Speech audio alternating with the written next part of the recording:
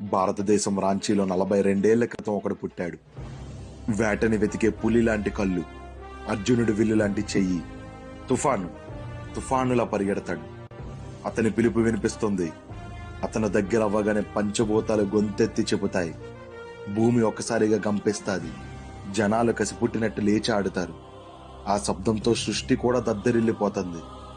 ఎవరిని చూడాలంటే నీ కళ్ళు ఆర్తితో తడవాలో, ఎవరిని చూస్తే ఆకాశం కూడా అద్భుతానికి గురవుతుందో, ఎవరు అడుగుపడితే ప్రకృతి కూడా నాట్యం చేస్తుందో, ఎవరి రాకతో రక్తం కూడా రూపం దాల్చి తుపాకీల తోటం వేగంతో ప్రవహిస్తుందో, ఎవడు చూస్తే భయం చేస్తుందో, ఎవడు తాకితే ధైర్యం వస్తుందో, కాలంతో పని లేకుండా కన్నెత్తితే ఆ చూపుకే సముద్రాలు సైతం శాంతిస్తాయో, భద్రం, అతనికి ఎదురు పడద్దు.